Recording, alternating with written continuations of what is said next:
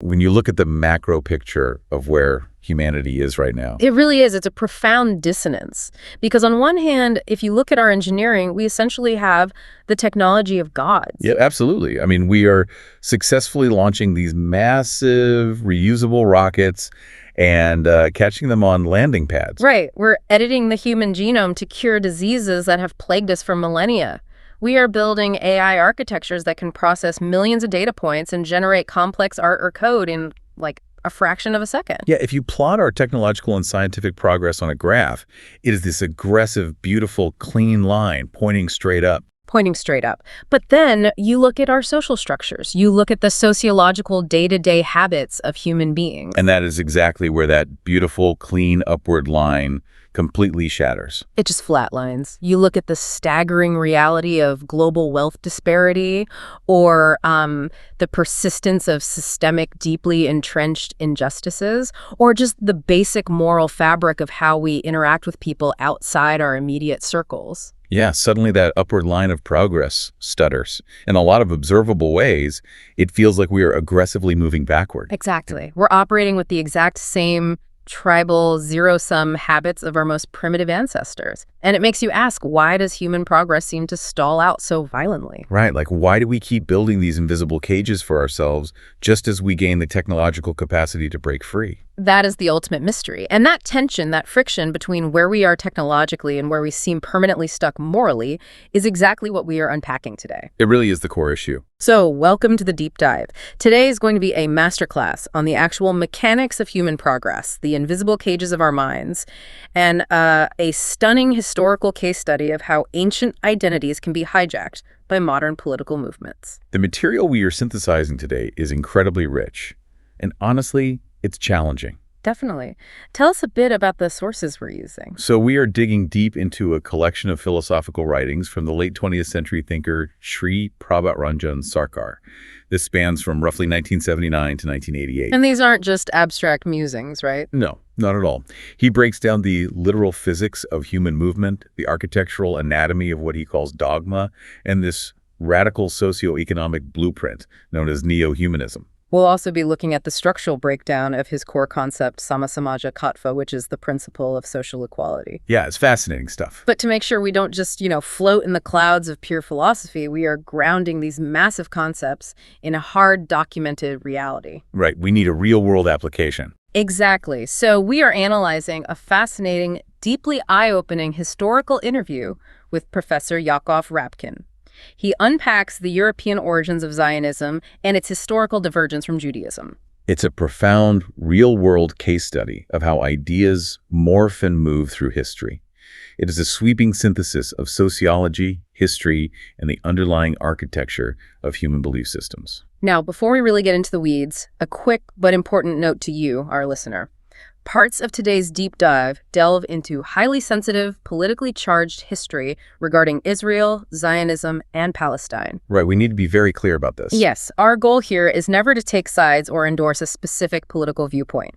We are strictly here to impartially unpack the arguments, the historical claims, and the philosophical frameworks presented in our source material. Exactly. We want to give you the context and the mechanics of how these complex ideas function so you can just understand them for yourself. Precisely. We are acting as mechanics today, opening up the hood of history to see how the engine of ideology actually turns. I love that analogy. So, okay, let's unpack this. Let's start at the absolute bedrock. Before Sarkar even begins to talk about how to build a functional society or how humans interact, he defines the nature of reality itself. Yeah, and he does this by tracing the roots of an ancient Sanskrit word, jagat. Jagat. The etymology here completely flips how we usually perceive our environment, right? It really does. Sarkar explains that the word jagat, which we translate to mean the world or the universe, is derived from the Sanskrit root verb gam. And gam doesn't mean a place or like a container of things. No, it literally means an entity that has an inherent tendency to move. That is such a wild paradigm shift. I mean, the very definition of the universe embedded in one of the oldest languages on Earth isn't a noun, it's an action. Right, the universe is motion. It is the fundamental, inescapable characteristic of reality. Dynamism isn't just an event that occasionally happens within the world. It is what the world is. So true. Absolute stillness does not exist anywhere in nature. Exactly. Even if you look at a perfectly static, seemingly lifeless rock, Modern quantum mechanics tells us that rock is actually a buzzing, chaotic hive of vibrating atoms. Everything is vibrating. Everything is moving. And Sarkar takes this absolute physical law of the cosmos and applies it directly to the timeline of human history, meaning that in the human experience, in our societies, there is no such thing as true stagnation. You cannot pause society. You are either actively moving forward or you are in a state of decay and moving backward. But he makes a crucial distinction here. Human progress isn't that automated airport walkway we mentioned earlier. It is an incredibly arduous, unpredictable, jagged mountain climb. Right, because time keeps ticking, movement is uninterrupted. But forward, constructive progress is absolutely not guaranteed just because the calendar year changed. Right, just because it's 2026 doesn't mean we're automatically better off than 2025. Exactly. To achieve constructive historical movement, Sarkar lays out 3 non-negotiable requirements. If even one of these is missing, society doesn't just pause to catch its breath. It gets dragged violently backward by the sheer force of entropy. I want to lay out those 3 requirements because they form the scaffolding for everything else we're going to talk about today. Okay, let's do it. Requirement 1 is a clear goal. Requirement 2 is the physical and psychic capacity to actually make the move. And requirement 3, which is the really fascinating one, he calls the push from behind or inspiration. The first 2 make perfect intuitive sense. The goal is your vector, your compass heading. Without a clearly defined goal, humanity is just expending massive amounts of kinetic energy in random, chaotic directions. We're basically just running in circles, burning fuel. Right. And the second requirement, capacity, refers to the latent physical and intellectual tools required to traverse the terrain. You need the biological health, the material resources, and the technological means to literally take a step forward. But it's that third requirement, the push from behind, that completely reframes how progress actually happens. I keep thinking about this like a grueling, multi-day hike up a terrifyingly steep mountain. Let's follow that analogy because it maps perfectly onto Sarkar's concept. Okay, so imagine humanity is a massive group of hikers. Everyone in the group knows the goal is the summit. They have the map. That's requirement 1. Makes sense. And everyone has the physical strength in their legs, the proper boots, the rations. That's requirement 2. But around mile 7, the altitude hits. Oh yeah, people get horrific blisters. The wind is howling. Exactly. Exhaustion sets in, and a large portion of the group just wants to sit down in the snow and quit. If you are the leader in that scenario, you cannot just stand a mile ahead at the front of the line and lead by a shining example. No, leading by example does nothing for someone whose legs have completely given out. Right. You literally have to walk back down the trail, get behind the people who are exhausted, and physically or emotionally push them forward. You have to provide an external force. You have to say, you cannot sit here. If you sit here, you will freeze to death. We have to move. And that deeply illustrates why the push from behind is so structurally critical to the survival of a society. Human beings, as a collective, face massive psychological and sociological entropy. We deal with the terror of resource scarcity, the fatigue of daily survival, the fear of the unknown. Yeah, and without an active, forceful injection of inspiration from individuals who absolutely refuse to let the movement die, the societal engine just stalls. And because of the nature of Jagat, because stillness is impossible. If you stall on a steep, icy mountain, gravity pulls you backward. You slide down. So progress demands an active, persistent push. But wait, hold on. If that's true, then what happens if the person providing that tremendous push, the person rallying the crowd and generating all that inspiration, is actually steering everyone straight off a cliff? That's the danger right there. Yeah, I mean, history is absolutely overflowing with mass movements fueled by incredible inspiration that led to catastrophic atrocities. How does Sarkar's framework account for the fact that inspiration can be incredibly destructive? That is the exact vulnerability Sarkar focuses on.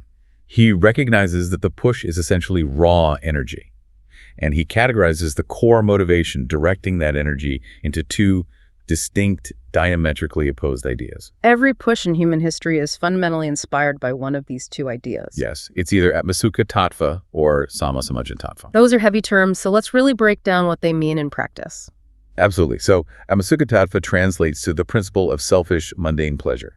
Under this operating principle, every action, every law passed, every technological innovation is generated strictly to secure the comfort, the power, or the absolute dominance of a specific individual or their immediate in-group. It is a system optimized entirely for a selfish dopamine hit, regardless of the external cost. Exactly. Versus the alternative, sama samaja tattva, which translates to the principle of social equality. And this is the motivation to move the entire collective forward together toward a shared spiritual or existential goal, ensuring no one is left freezing on the mountain. Right. But I want to stay focused on that selfish pleasure for a second, because Sarkar argues that this relentless drive for dominance doesn't just happen by brute force alone. No, to sustain itself, it relies on a very specific, highly refined intellectual weapon. It relies entirely on the mechanics of dogma. Yes.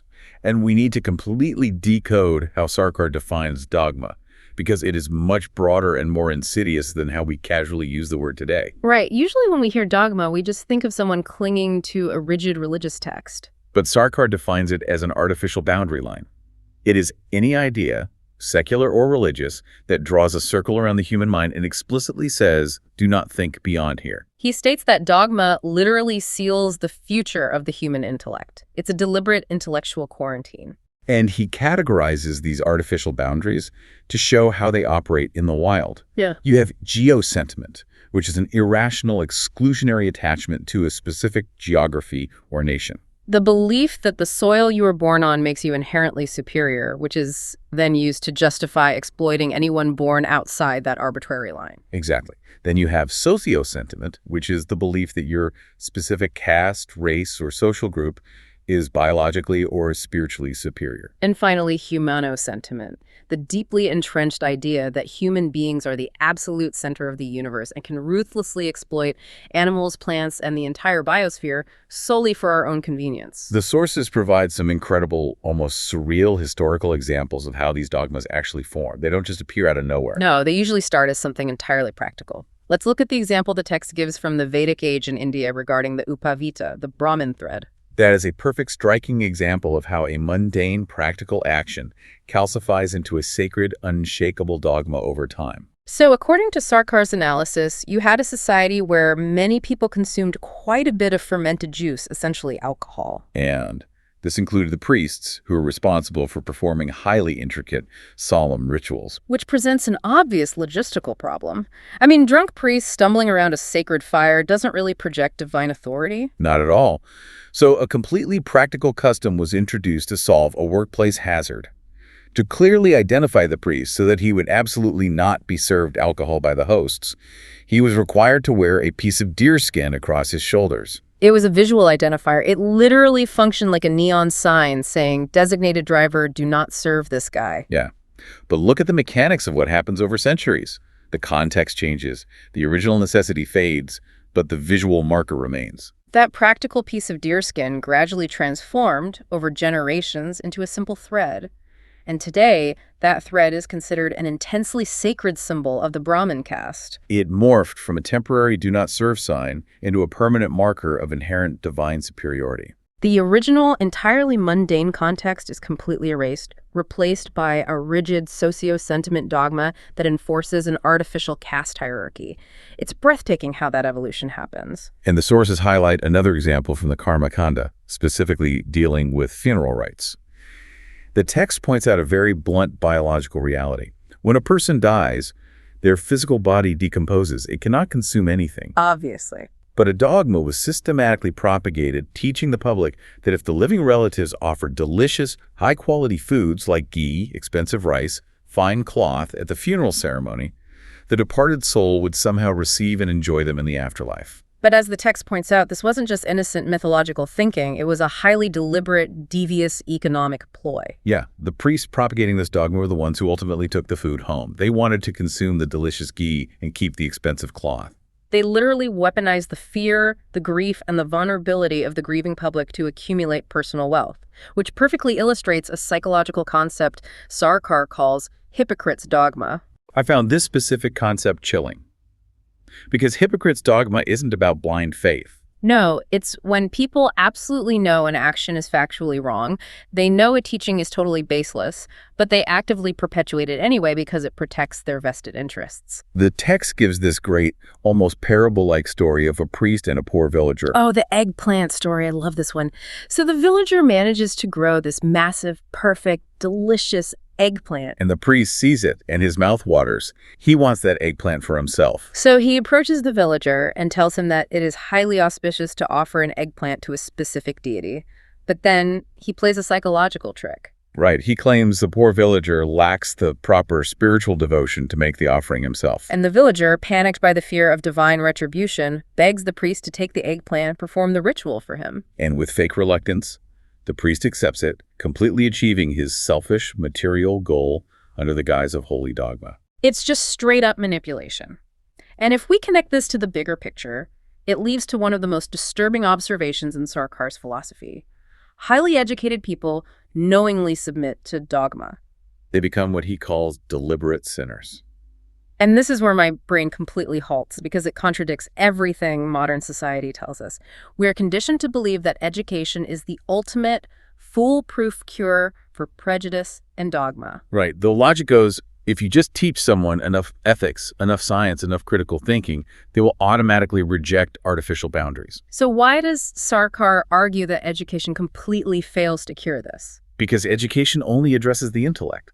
But dogma is fueled by Atmasuka Tattva, that primal, overwhelming drive for selfish, mundane pleasure. And that drive prioritizes the immediate dopamine hit of power, dominance, and physical comfort far above any abstract concept of morality. An oppressor actually needs a permanent, subjugated underclass to maintain what Sarkar bluntly calls their ill-wired, nasty dominance. Education might give an exploiter better data, it might make them more articulate, but it does absolutely nothing to change their underlying selfish appetite for power. Exactly. It makes me think of how a computer operates. Think of a rigorous university-level education as high-level software. You spend years installing the advanced calculus app, the world history app, the philosophical ethics app. So your brain can process incredibly complex thoughts. Right. But dogma isn't an app. Dogma is a corrupted, base-level operating system virus. It sits underneath all your education. And it doesn't care at all about your high-level software. It secretly siphons your processing power to run a background program of tribalism, fear, and exploitation. So an educated person knows intellectually that exploiting a vulnerable group is wrong. Their ethics app tells them it's wrong. But the corrupted operating system whispers, yeah, but look at the incredible power, wealth, and comfort exploiting them gives you. Precisely. And what happens is terrifying. Instead of using their advanced education to dismantle the dogma, they actually use their massive intellectual capacity to craft much more sophisticated academic justifications for the dogma. They use their degrees to legitimize the exploitation. Yeah.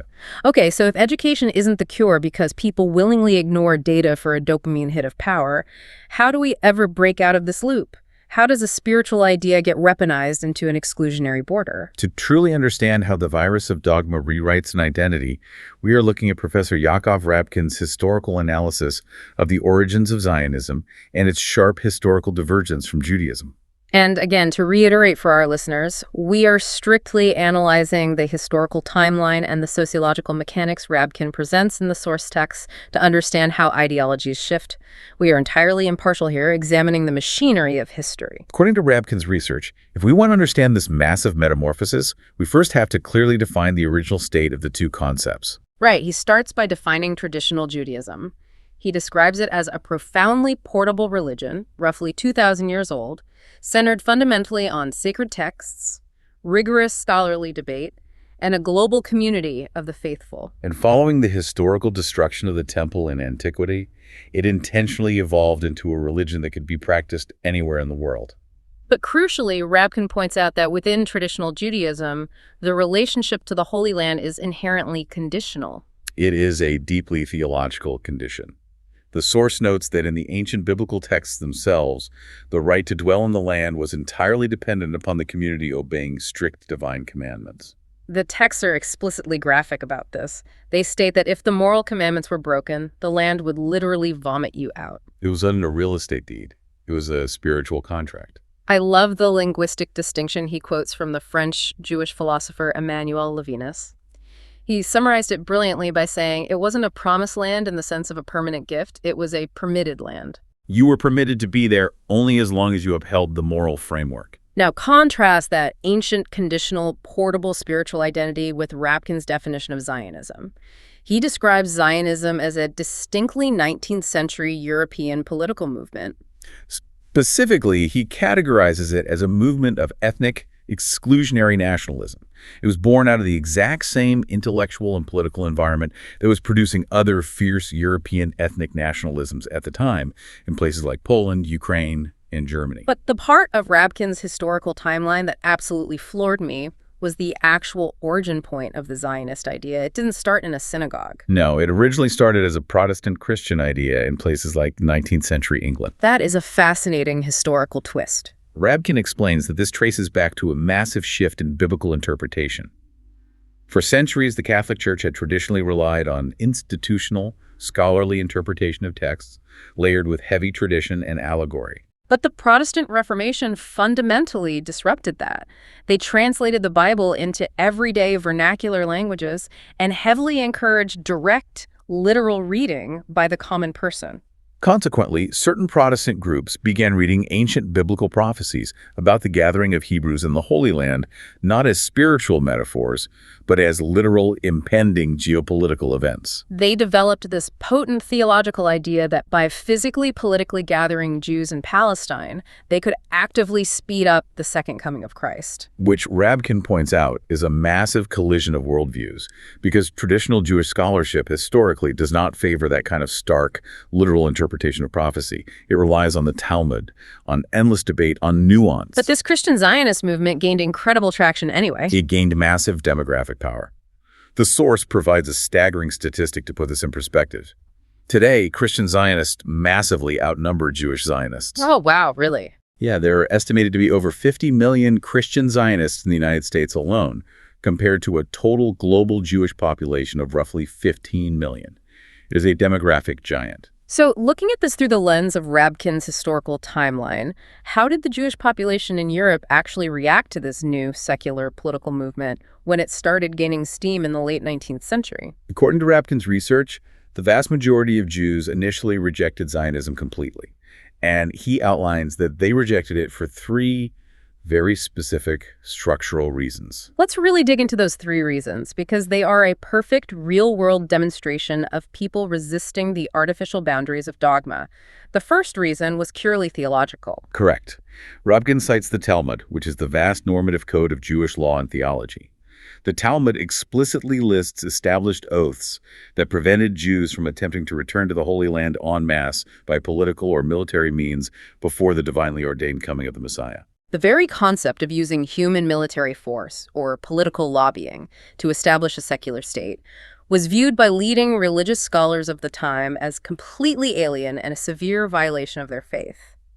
The source references the sentiment of traditionalists at the time, who actually viewed this new political movement as an enemy of the Jewish nation. Because to them, the nation was a community defined by faith, texts, and shared morality. Zionism sought to replace that vast spiritual identity with a standard, modern, secular nationality defined by borders and passports. The second reason for mass rejection was emancipation. Put yourself in the historical context of the 19th century. European Jews were finally, after centuries of persecution, gaining civil rights. They were slowly becoming equal, integrated citizens of nations like France, Germany, and Great Britain. They were entering the universities, the professions, the political sphere. The absolute last thing they wanted was a new political movement popping up and telling them that they didn't actually belong in Europe and that their true destiny was in a separate foreign nation in the Middle East. Wait, if they were finally getting rights and becoming equal citizens, why would anyone listen to a movement telling them to leave? It seems entirely counterintuitive to their hard-won progress. Because, as Rabkin notes, to many newly emancipated Jews, the Zionist message sounded functionally identical to the anti-Semitic message. Both ideologies were essentially saying, you do not belong in European society, you need to go somewhere else. And that leads to a deeply tragic historical irony that Rabkin highlights. Early Zionists and European anti-Semites often found themselves sharing what he calls a confluence of interests. Both groups, driven by completely different end goals, shared the exact same immediate logistical objective.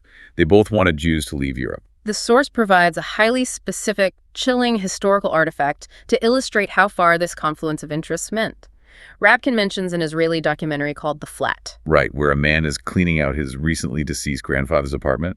Yeah, he finds his grandfather's historical papers and discovers that his grandfather was a prominent leader in the Zionist organization of Germany in the 1930s.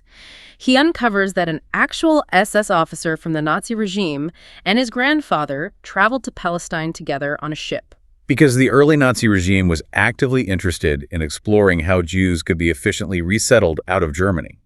There was even a commemorative medal coined in Germany to mark the trip, bearing the horrific inscription, "A Nazi travels to Palestine." It is a profound, incredibly dark example of how dogma operates.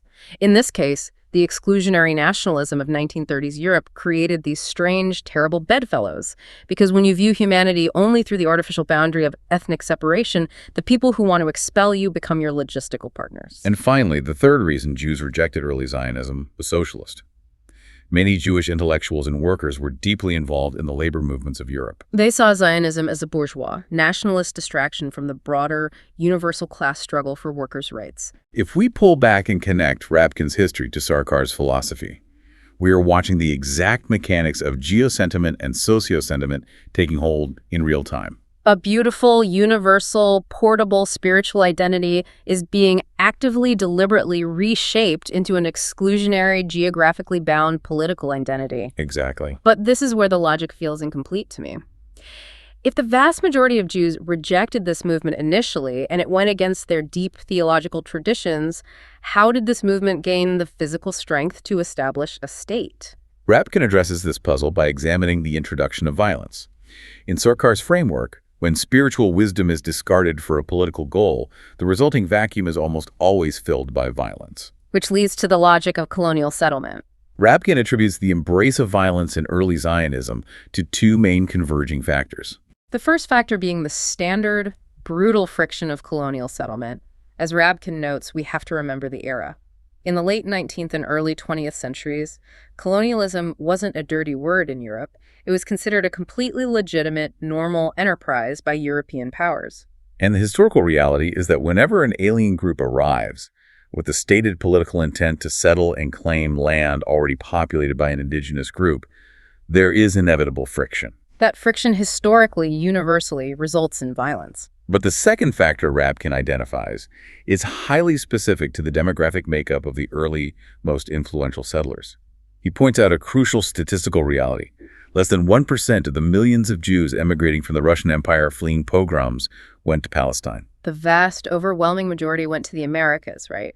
The United States, Argentina. But that tiny microscopic fraction that did choose to go to Palestine became the ideological and political core of the new society. And what's chilling is that they didn't arrive with a blank slate. They brought a very specific, deeply ingrained political culture with them. Rabkin refers to it as the Russian revolutionary tradition. These were predominantly young, highly radicalized people who had lived through the chaos of the 1905 Russian Revolution. They had survived brutal pogroms and had been forced to form militant self-defense groups. They had intense experience in underground militant socialist tactics.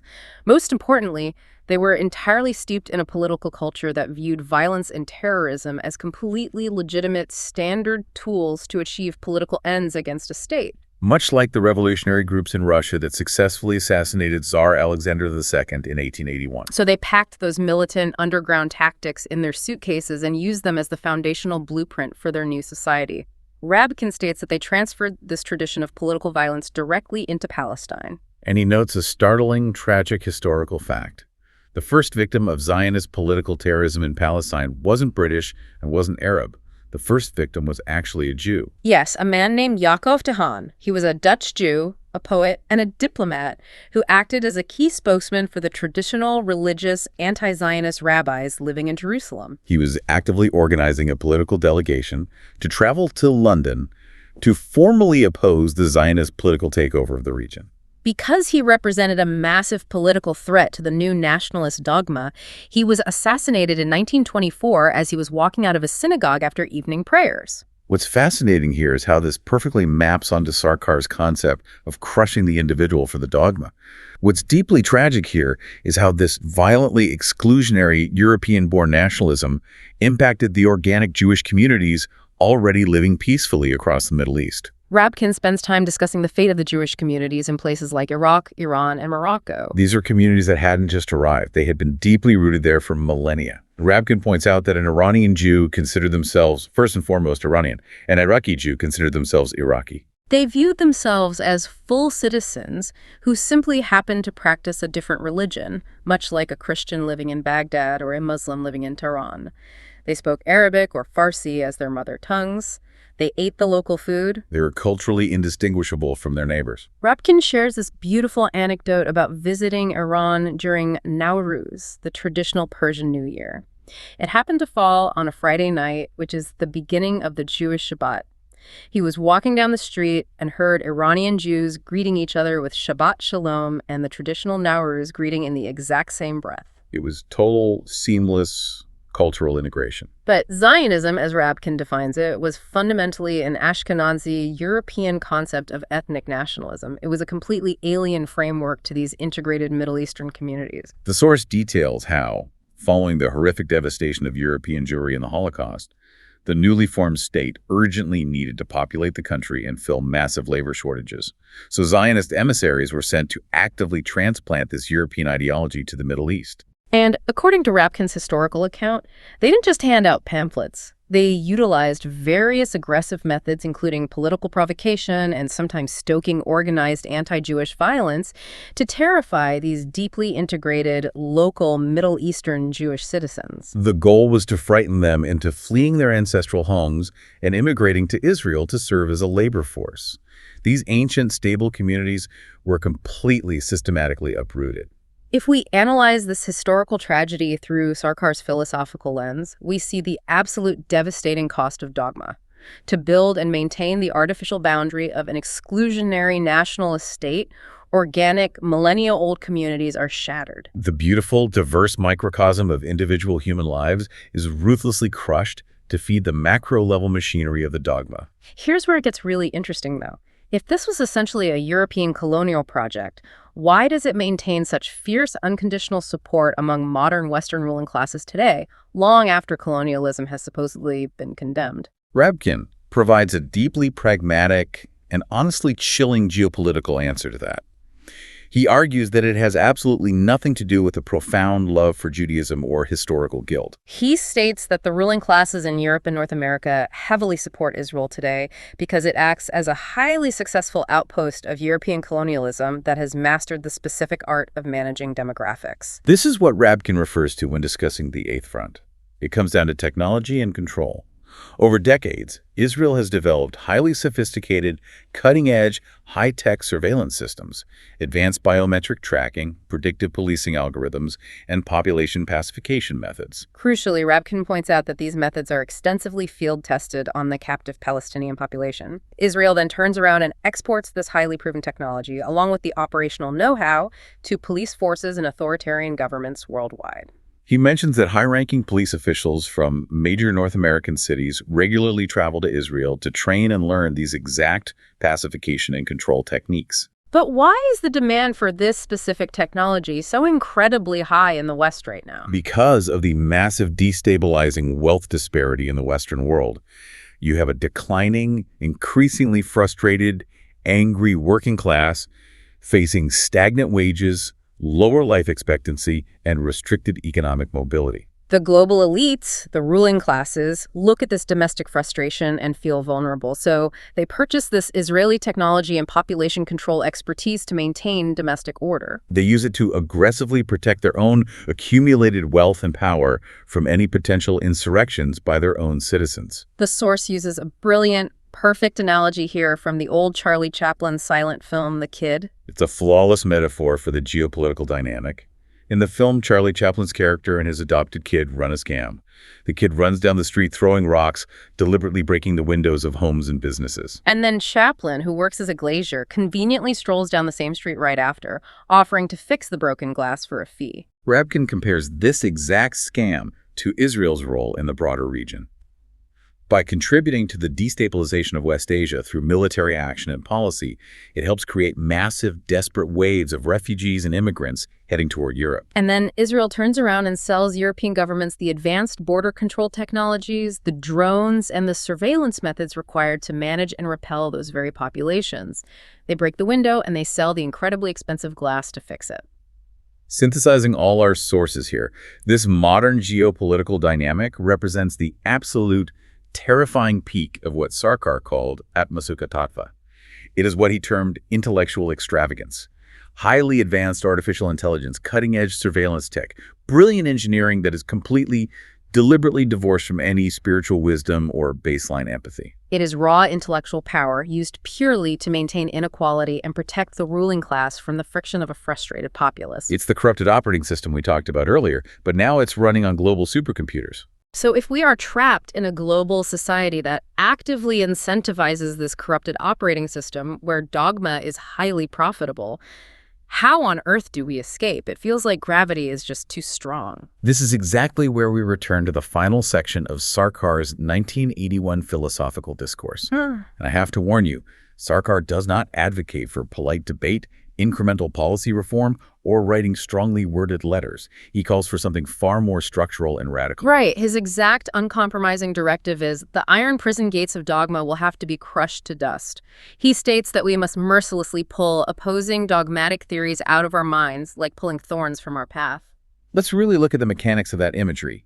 A dogma isn't just a heavy philosophical backpack you can choose to carry while you hike. It's a literal jagged thorn embedded in the sole of your boot. You cannot just ignore it and hope it goes away while you keep walking. Every step will cause immense pain and slow the entire group down. You have to actively stop, take off the boot, and physically mercilessly extract the thorn, or the entire journey toward progress is compromised. But how do you actually crush an iron gate that is made entirely out of invisible ideas? You can't punch a concept.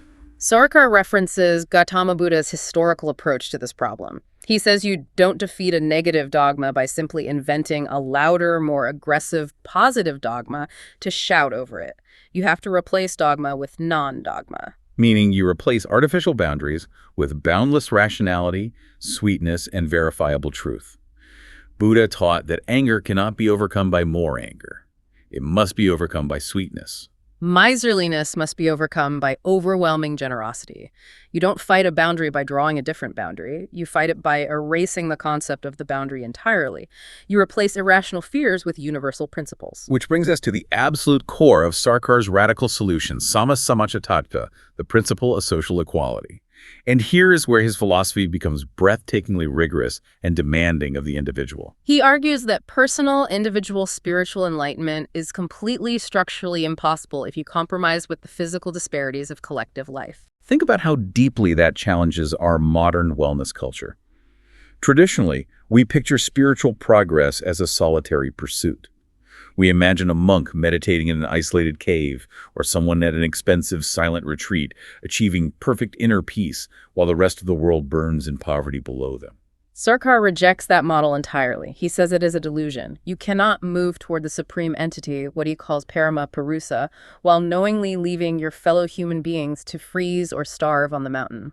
This raises an important question about modern activism. Activism isn't just charity. Under this framework, eradicating inequality is the very mechanism of spiritual progress. I visualize it like a massive, interconnected electrical grid.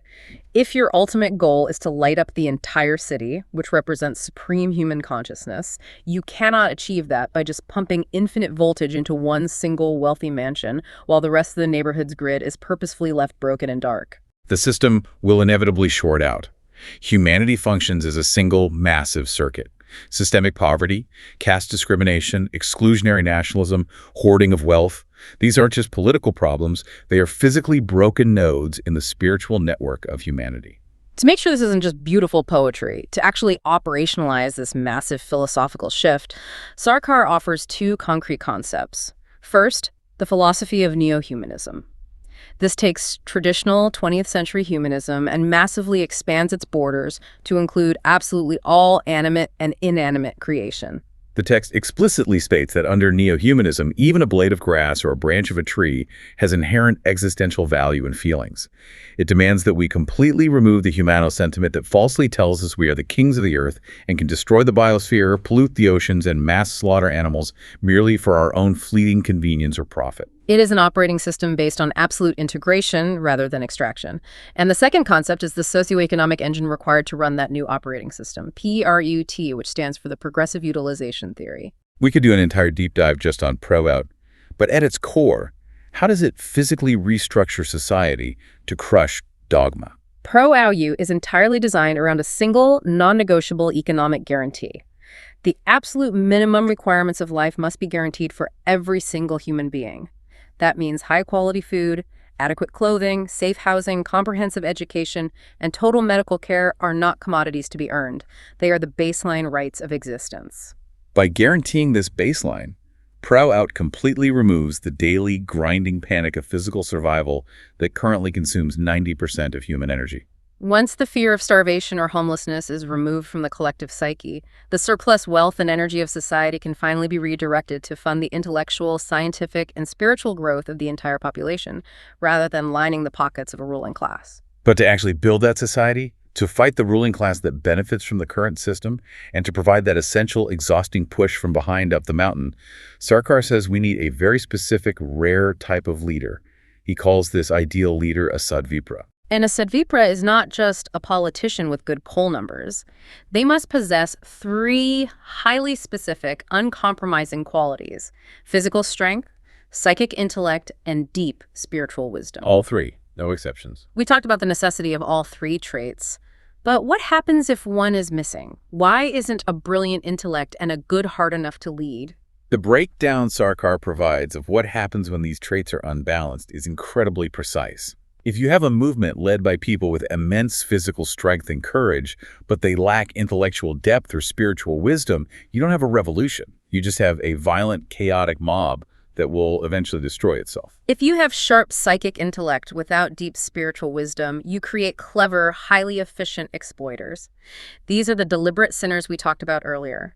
The brilliant engineers and politicians who invent new dogmas and high-tech surveillance systems to legally amass immense wealth while the working class suffers. They have the processing power, but it's infected with the dogma virus. Exactly. And finally, if you have profound spiritual wisdom and empathy, but you completely lack the physical strength or the sharp intellect required to practically engage with the brutal realities of the world, you are right back to being the isolated monk in the cave. You might be personally peaceful, but you are completely useless to a society that desperately needs a forceful push up the mountain. You need all three strengths to endure the push: intellect to navigate the terrain, and wisdom to ensure the goal is collective, to truly be a Sadvipra, to crush the iron gates of dogma and lead humanity forward. So what does this massive, winding journey mean for us today? Let's zoom out and summarize the territory we've covered. We began by looking at the ancient linguistic roots of Jagat, realizing that we live in a universe fundamentally defined by constant, inescapable motion. We learned that constructive human progress isn't an automatic escalator. It requires a grueling, deliberate push from behind to overcome the gravity of our own fear and exhaustion. We deeply examined the corrupted operating system of dogma, fueled by Atmasuka Tattva, the primal desire for selfish dominance, and how it weaponizes artificial boundaries to justify exploitation. We then looked at a stark, documented historical reality through Professor Rabkin's work.